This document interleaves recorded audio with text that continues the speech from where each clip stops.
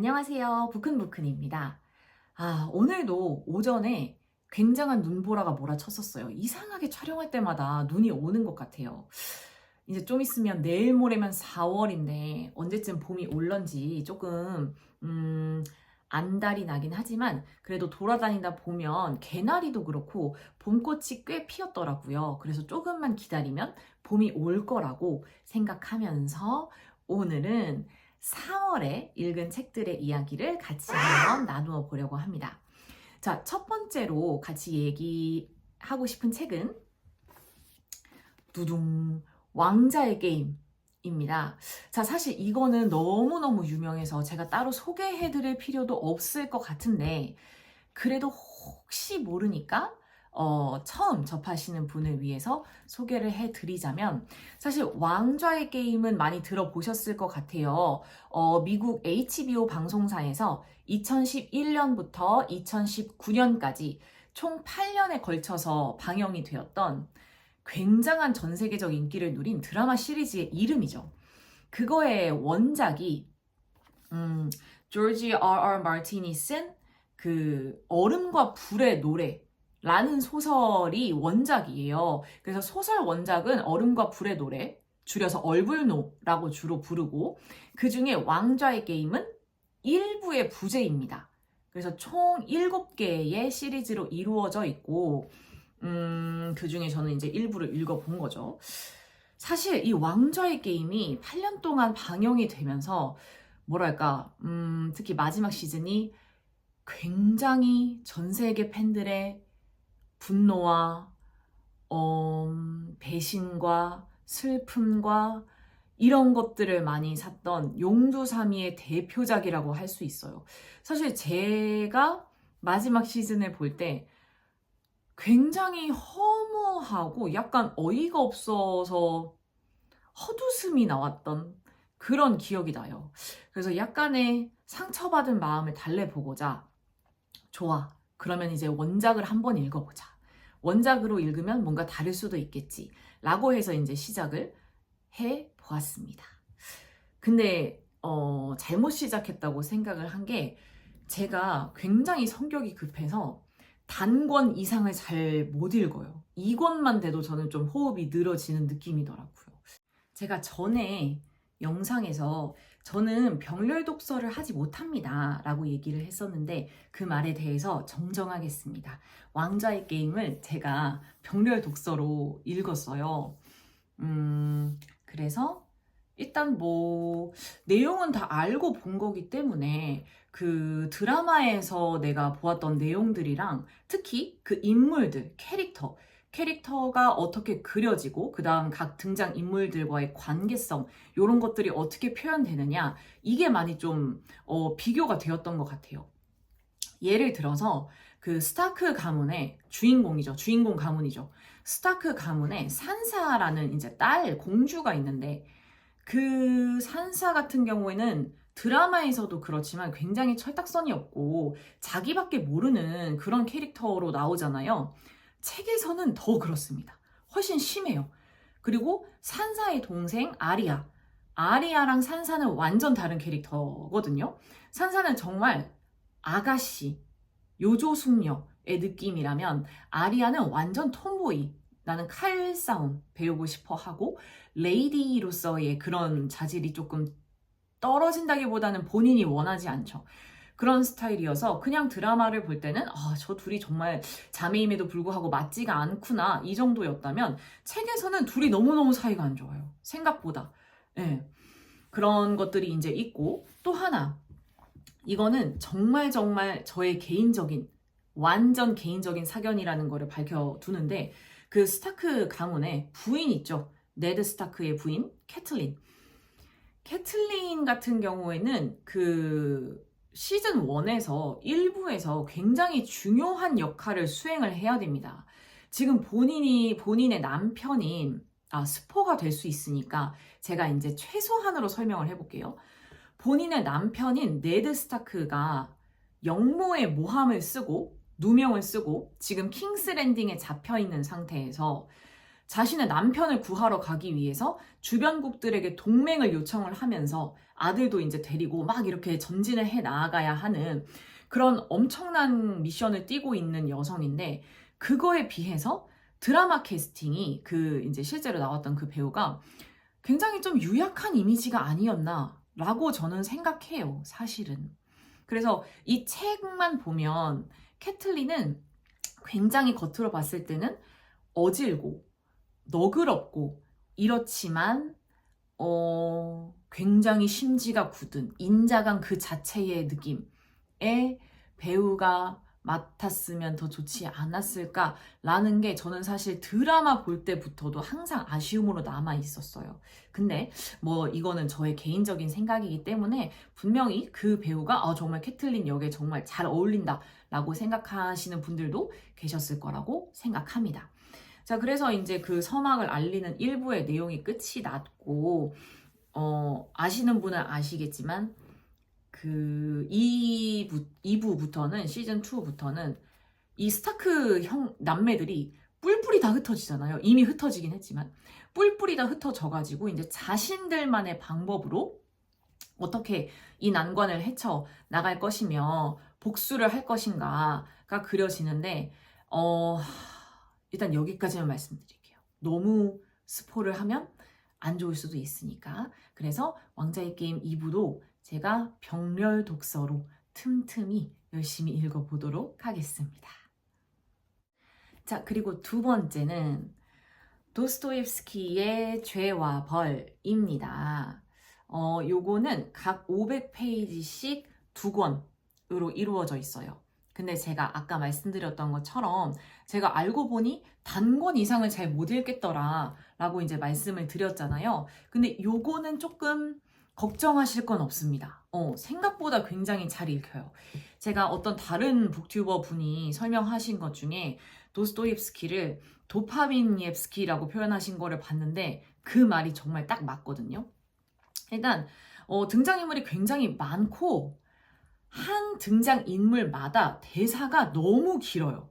대사의 호흡이 너무 길어서 한 페이지가 넘어가는 경우가 대다수인데 희한하게 전혀 질리지가 않습니다. 이 혼잣말도 엄청 많이 하거든요. 막 자문자답하는, 본인한테 질문을 던지는 그런 식의 대사도 굉장히 많고, 처음에 읽을 때는 이렇게 등장인물이 계속 쉬지 않고 나오지?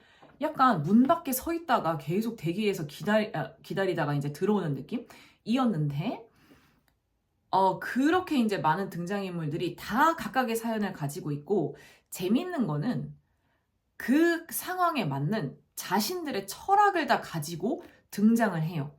그래서 계속해서 제가 읽으면서 이 사람은 이런 문제가 있네? 여기서 이렇게 생각하는 게 맞는가? 얘는 좀 이런 것 같은데? 라는 생각을 끊임없이 하게 하니까 사실 질리지는 않았어요. 예. 다만 반전이었던 것은 주인공인 그 라니 콜스니프 라니 콜니코프? 잠시만요.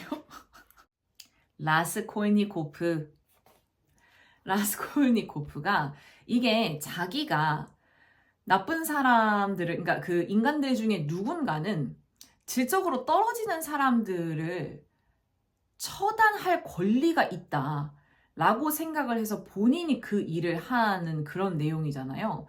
근데 사실 이 책을 읽다 보면 본인도 굉장히 확신을 가지고 한 일은 아니었어요. 굉장히 막 당당하게 이렇게 그 일에 대해서 주장을 할 것 같았는데 저의 생각과는 전혀 반대로 오히려 약간 보면 이거 쫄보 아니야? 약간 이런 느낌이 들 정도의 반응이 계속해서 나오거든요. 근데 그 과정에서도 본인이 왜 그렇게 할 수밖에 없었는지에 대한 합리화가 계속 나오기는 합니다. 그게 약간 좀 반전이긴 했어요. 이 사람도 확신이 없었구나. 일단 저질러 놓고 본 거구나. 라는 생각이 들기는 했습니다. 이제 한 가지 단점은 제가 아까 주인공 이름을 헷갈렸던 것처럼 라스콜니코프 헷갈렸던 것처럼 일단 등장인물이 너무 많은데 등장인물 이름이 너무 길고 이름이 또 여러 개예요. 막 풀네임으로 불렀다가 가까운 사이에서는 별칭으로 불렀다가 막 이러니까 초반에 읽을 때는 계속해서 앞에 나온 등장인물 그 설명 부분을 계속 보면서 참고해 가면서 읽었어요. 하지만 결과적으로 굉장히 재미있는 소설이었다라고 말을 할 수 있을 것 같고요.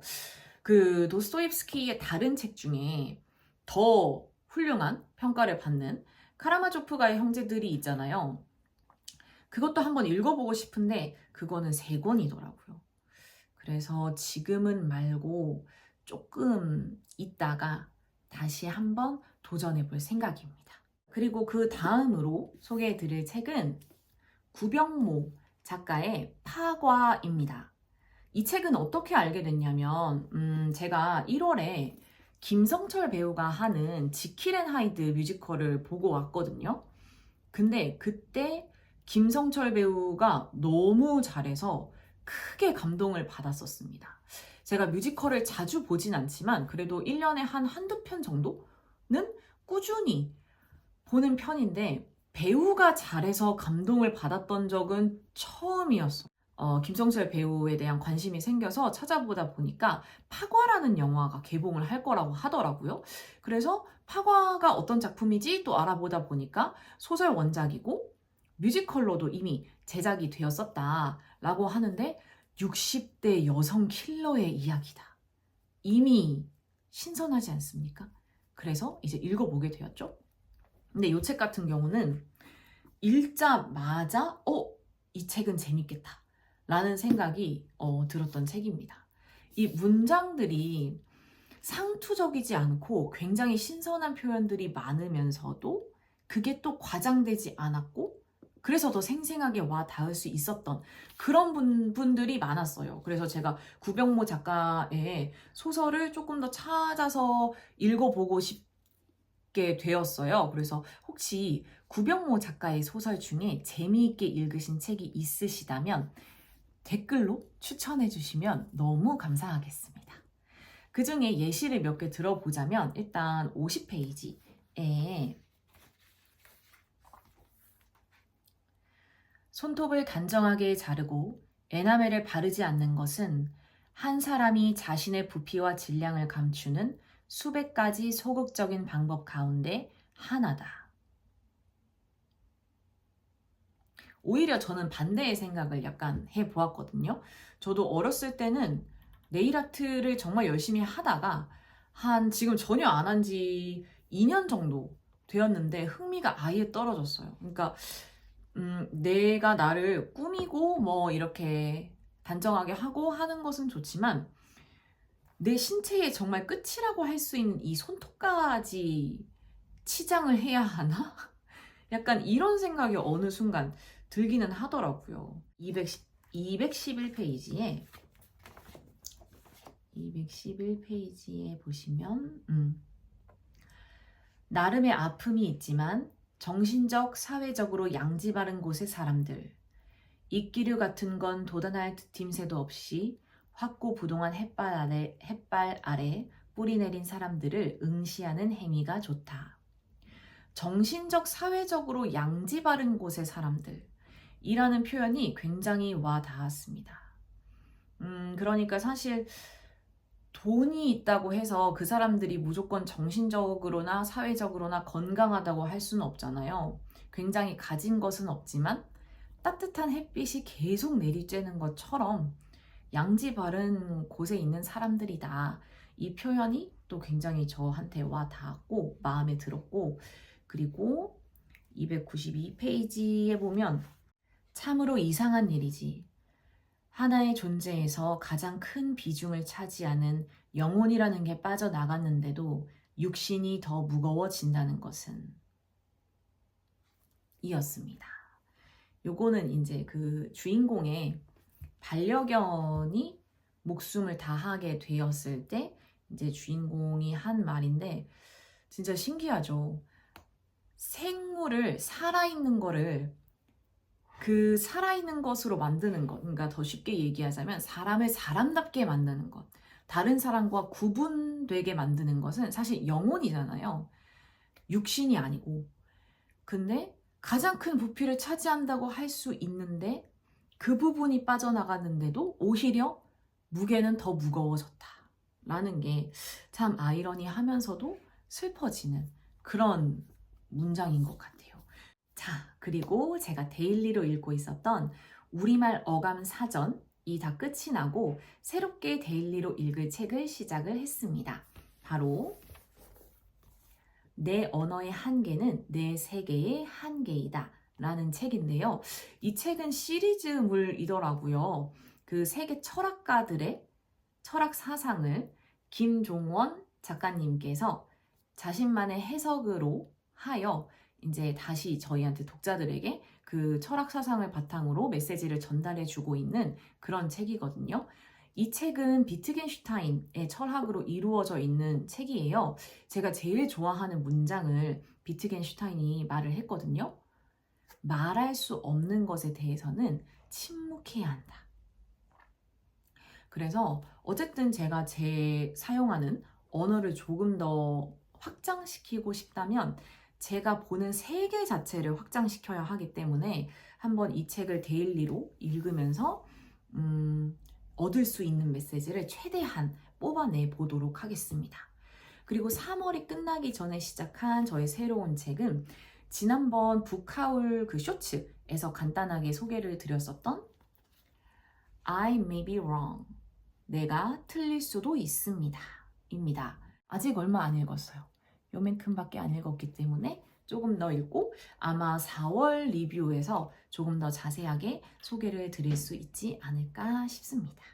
자, 오늘 3월 총정리 결산에서 보여드린 책들 중에 혹시 흥미가 생긴 책이 있으셨나요? 그렇다면 댓글로 항상 많은 의견 주시면 감사하겠고, 아까 말씀드렸던 구병모 작가님 소설 중에 정말 재미있게 읽으셨던 이건 정말 추천하고 싶다 하시는 책이 있으시다면 역시 댓글로 알려주세요. 저는 그러면 다음번에 또 다른 책 이야기 가지고 다시 찾아오도록 하겠습니다. 안녕!